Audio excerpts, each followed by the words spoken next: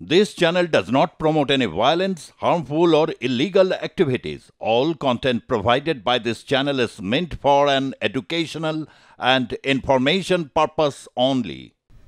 2016 সালের পুরো প্যানেল বাতিল করলো সুপ্রিম কোর্ট এবং কান্নায় ভেঙে পড়লেন যোগ্য প্রার্থীরা। এই বিষয়ে আমরা কথা বলবো। হাইকোর্ট থেকে রয়েছে আমাদের প্রতিনিধি ষষ্ঠী চট্টোপাধ্যায়। ষষ্ঠী, যোগ্য অযোগ্য না বেছে পুরো প্যানেল বাতিল করলো সুপ্রিম কোর্ট, কোথাও গিয়ে এই দুর্নীতির জন্য খেসারত দিতে হলো যোগ্যদেরও। ষষ্ঠী, তবে এটা খেসারতের কোনো বিষয় নেই বা এখানে মায়া বা মমতার কোনো জায়গা নেই, কারণ বিচার ব্যবস্থায় তার কোনো এই শব্দটুকু কোথাও ব্যবহৃত হয় না। এবং যেখানে যোগ্যতার নিরিখে যেখানে প্রশ্ন, যোগ্যতা নিয়ে যেখানে প্রশ্ন, সেখানে অবশ্যই যোগ্যতা প্রমাণ করেই চাকরি করতে হবে এবং চাকরি পরীক্ষায় বসতে পারবে। এবং যে এক্ষেত্রে সুপ্রিম কোর্টের যে নির্দেশ রয়েছে সেই নির্দেশে কিন্তু স্পষ্টত বলে দেওয়া হয়েছে যে যারা ইতিমধ্যেই চিহ্নিত হয়ে গিয়েছেন, যারা মূলত দুর্নীতি করে চাকরি পেয়েছে, তারা কিন্তু দ্বিতীয় যে প্যানেল অর্থাৎ নতুন যে প্যানেল তৈরি হবে সেই প্যানেলে অর্থাৎ সেই পরীক্ষায় তারা অংশগ্রহণ করতে পারবে না। স্বাভাবিকভাবেই কলকাতা হাইকোর্ট থেকে যে লড়াই শুরু করেছিল আইনজীবীরা, এই যে দুর্নীতির অভিযোগ তুলে যে বারবার যারা একেবারে গলা ফাটিয়েছিল কলকাতা হাইকোর্ট থেকে সুপ্রিম কোর্ট পর্যন্ত, সেই রকম একজন আইনজীবী আমার সাথে রয়েছেন, কলকাতা হাইকোর্টের বিশিষ্ট আইনজীবী ফিরদৌস শামীম, যে মূলত কলকাতা হাইকোর্টের বিচারপতি অভিজিৎ গঙ্গোপাধ্যায় থেকে শুরু করে বিচারপতি দেবাংশু বসাকের ডিভিশন বেঞ্চ থেকে শুরু করেছিল একের পর আইনি ব্যাখ্যা এবং বিশ্লেষণ। সরাসরি ফিরদৌস শামীমের কাছে চলে যাব, কলকাতা হাইকোর্টের বিশিষ্ট আইনজীবী। এই যে একেবারে গোড়া থেকে গত প্রায় কয়েক বছর ধরে এই এসএসসি দুর্নীতির যে লড়াই যেটা শুরু করেছিলেন এবং আজকে অবধি কিভাবে ব্যাখ্যা করবেন? দেখুন, আমি যেদিন প্রথম দিন মামলা নিয়ে যাই, একটা রিট পিটিশন নিয়ে গেলাম এবং আপনাদের জানিয়ে রাখি প্রথম রিট পিটিশনটি কিন্তু আদালত গ্রহণও করতে চাননি, কারণ after expiry of the panel. পরের দিন আরেকটি রিট পিটিশন নিয়ে গেলাম, দিয়ে বললাম যে দেখুন আমি কবে এই ইনফরমেশনটি পেয়েছি, আমার নলেজে কবে এসছে। সেটি দেখার পরে সেই সময় বিচারপতি অভিজিৎ গঙ্গোপাধ্যায় তিনি নির্দেশ দিলেন এসএসসি কে রিপোর্ট ফাইল করার। এসএসসি কি বললো এসে, ইনঅ্যাডভার্টেন্ট এরর অর্থাৎ অনিচ্ছাকৃত ভুল। একটার পরে একটা রিট পিটিশন করি আর বলে অনিচ্ছাকৃত ভুল, অনিচ্ছাকৃত ভুল, অনিচ্ছাকৃত, এরকম 25টি রিট পিটিশন করার পরে আমি একটি মামলায় সমস্ত তথ্যগুলো, এই যে এসএসসির যে রিপোর্টগুলো, সেগুলো একসঙ্গে করে আদালতের সামনে রাখলাম, যে বললাম যে দেখুন এটা অনিচ্ছাকৃত নাকি ইচ্ছাকৃত। আচ্ছা, আমি বুঝলাম যে 2 নম্বর ব্যক্তিকে দেওয়ার জায়গায় 3 নম্বর ব্যক্তিকে দিয়েছে, ভুল অনিচ্ছাকৃত হতে পারে, কিন্তু যার নাম লিস্টে কোথাও নেই তার তথ্য যারা ওই কাউন্সিলিং করাচ্ছিল তারা কোথায় পাবে? তাহলে এটা অনিচ্ছাকৃত নয়, এটা ইচ্ছাকৃত। সিবিআই তদন্তের নির্দেশ হলো, তারপরে বাকিটা ইতিহাস। একটার পর একটা সিবিআই তদন্তের নির্দেশ হয়েছে, আপনারা দেখেছেন সেখান থেকে কি তথ্য উঠে এসছে। ওএমআর শিটে একটি কালির আঁচড় নেই, 53 পেয়েছে। ওএমআর শিটের কালির আঁচড় নেই, 43 পেয়েছে। After expiry of the panel চাকরি পেয়েছে, নন লিস্টেড ক্যান্ডিডেট চাকরি পেয়েছে, ইন্টারভিউর মার্কস ম্যানিপুলেশন হয়েছে, হাজার রকম দুর্নীতি হয়েছে, হাজার রকম ইনলিগালিটিস হয়েছে। খুব স্বাভাবিকভাবে আদালত জানতে চেয়েছে কতজন বৈধ কতজন অবৈধ। অন্ততপক্ষে আমাদের যদি ধরুন একটা নিয়োগ প্রক্রিয়ায় যদি সেখানে দুর্নীতি হোক বা বেআইনি হোক, সেখানে যদি নিশ্চিতভাবে সকলে অবৈধ কখনো হতে পারেন না, কিন্তু কারা অবৈধ এটা তো আইডেন্টিফাই করে দিতে হবে, কারা বৈধ এটা আইডেন্টিফাই করতে। আর 3টা আর্টিকেল 12 অথরিটি 3 রকম তথ্য দিল। একজন বলল 5485 জন ইলিগাল অ্যাপয়েন্টি রয়েছে, একজন বলল 5189, আরেকজন বলল 4327। আদালত বলছে তোমাদের ওএমআর শিট কোথায়? ওএমআর শিট নেই, না ফিজিক্যাল কপি রয়েছে, না স্ক্যান কপি এসএসসি সার্ভারে রয়েছে। কিসের উপর ভিত্তি করে আদালত বলবে এটা বৈধ এটা অবৈধ? সেটা তো ভিত্তিভূমিই রাখেননি। এই যে আর্টিকেল 12 অথরিটিরা, যাদের এইটা আইডেন্টিফাই করে দেওয়া উচিত ছিল যে কারা বৈধভাবে আইনসঙ্গতভাবে সিলেক্টেড, এটা কখনো বলতেই পারেননি। আপনি কি বলতে চাইছেন এসএসসি যদি স্বচ্ছতা যদি দেখাতো তাহলে অনেকের চাকরি বেঁচে যেতে পারতো? ইভেন মানে অস্বচ্ছভাবে নিয়োগ করার পরেও যদি স্বচ্ছতা দেখাতো তাহলে অনেকের চাকরি বাঁচতো।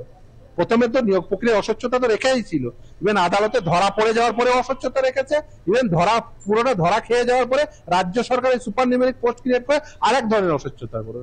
এই সুপার নিউমারিক যে পোস্ট ক্রিয়েট করলো, যেখানে এত দুর্নীতি, যেখানে ছত্রে ছত্রে দুর্নীতি, ওএমআর সিট বিকৃত, ওএমআর যে সাদা ওএমআর সিট জমা দিয়ে সেখানে নাম্বার পাওয়া, এবং শুধু তাই নয়, এবং সেখানে নাম্বার বাড়িয়ে দেওয়া, এই যে একের পর এক দুর্নীতি এবং সেই দুর্নীতিতে বিচারপতি দেবাংশু বসাকেরও তো বেশ কিছু পর্যবেক্ষণ ছিল আপনার এই মামলাতে।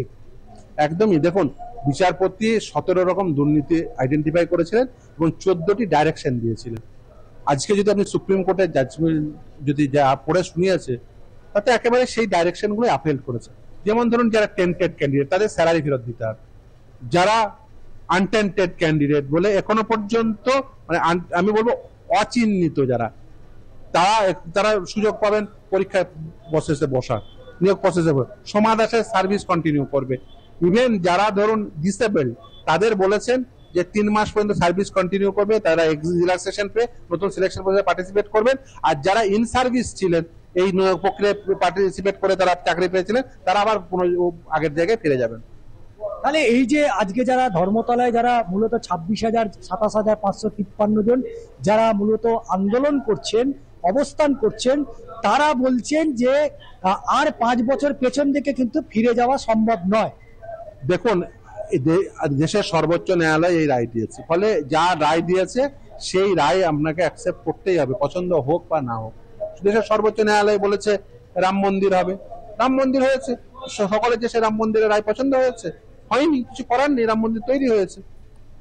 এসএসসির যারা নিজেদের যোগ্য বলছে নিশ্চিতভাবে এখানে যোগ্য রয়েছেন, বৈধ রয়েছেন, কিন্তু সেটা আইডেন্টিফাই করে দিতে হবে তো আর্টিকেল 12 অথরিটিকে। সেটা যদি না করতে পারেন তাহলে কিভাবে সেটা আইডেন্টিফাই করা সম্ভব হবে?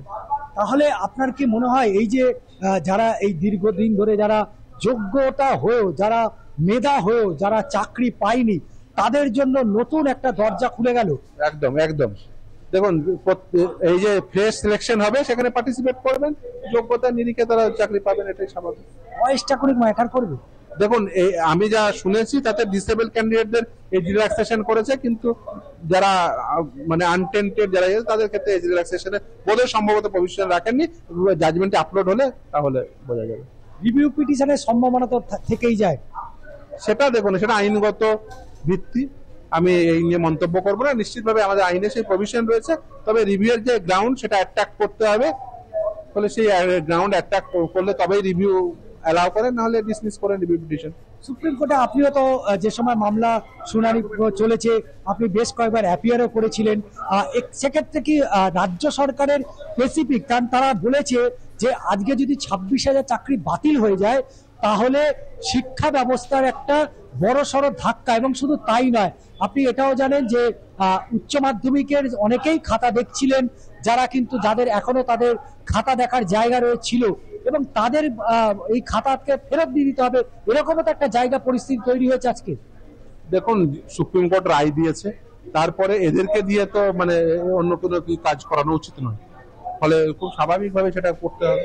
যারা চাকরিটা রাজ্য সরকার তো তাদেরকে বেতনটা দিয়ে যাচ্ছিলেন, কিন্তু সেই জায়গায় সেটা তো আজকের দিন পর্যন্ত, আজকের দিনের পরে তো আর যা সুপ্রিম কোর্টের নির্দেশ, আজকের দিনের পরে আর কারো থাকতে পারে না, মানে ওই যদি আদালতের নির্দেশে শুধুমাত্র যে কজনের বেঁচে রয়েছে তাদের বাদ দিয়ে, শুধুমাত্র সোমা দাস সহ কিছু ডিসেবল ক্যান্ডিডেটদের ওদের বাদ দিয়ে আর কারো তো মানে কোনো দায়িত্ব পালন করা উচিত নয়। মানে দীর্ঘ এই যে আপনি কোথায় কোথায় গলদ রয়েছে, কোথায় কোথায় দুর্নীতি হয়েছে, ছত্রে ছত্রে সেইগুলো আদালতের কাছে তুলে ধরেছিলেন, কিন্তু আজকে ওই যারা 26,000 যাদের চাকরি বাতিল হয়ে গেছে তাদেরকে ঠিক কি বার্তা দেবেন? না না, আমার বার্তা দেওয়ার কিছু নেই, আদালতের যা নির্দেশ সেই নির্দেশ থাকবে। দেখুন সিলেকশন প্রসেসে পার্টিসিপেট করতে হবে অ্যাকর্ডিং টু দ্য রুল, এবং রুল মেনে তাদের নিয়োগ প্রক্রিয়া কন্ডাক্ট করতে হবে। আর সেক্ষেত্রে যদি না হয় আবার নতুন করে হয়তো জটিলতা তৈরি হতে পারে, সেটা দেখা যাক, রুল মেনে নিয়োগ করতে হবে, সেটাই স্বাভাবিক। যদি না করেন তাহলে একই পরিণতি হবে, আইন মেনে নিয়োগ করতে হবে।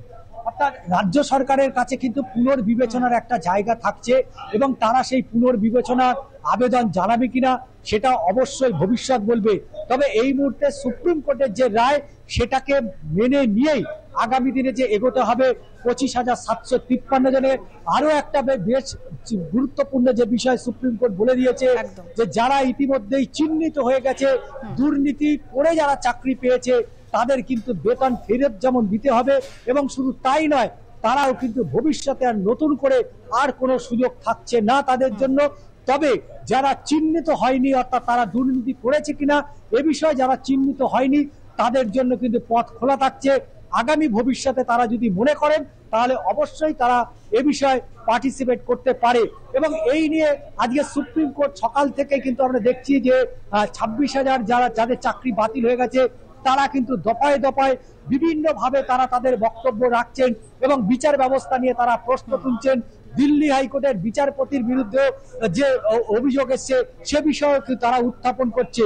কিন্তু বিচার ব্যবস্থার মধ্যে থেকেই যেটা আইনজীবী ফিরদৌস শামীম বললেন যে রাম মন্দির হওয়ার যে নির্দেশ সুপ্রিম কোর্ট দিয়েছিল সেই মতো যেমন রাম মন্দিরও হয়েছে, তার পাশাপাশি সুপ্রিম কোর্ট আজকে যে নির্দেশ দিয়েছে সেটা মেনে নিয়েই কিন্তু আগামী দিনে এগোতে হবে 27,553 জনকে। বেশ, ধন্যবাদ ষষ্ঠী। যোগ্য অযোগ্য বাছাই না করেই সুপ্রিম কোর্ট পুরো প্যানেল বাতিল করে দিল এবং এই রায় ঘোষণার পরে কিন্তু কান্নায় ভেঙে পড়েছেন চাকরিহারারা। 3 মাসের মধ্যে রাজ্যকে নতুন নিয়োগ প্রক্রিয়া শুরু করতে হবে। যারা অন্য সরকারি দপ্তর থেকে এখানে এসেছিলেন তারা পুরনো জায়গায় যোগদান করতে পারবেন, এসএসসির মামলায় জানালো শীর্ষ আদালত।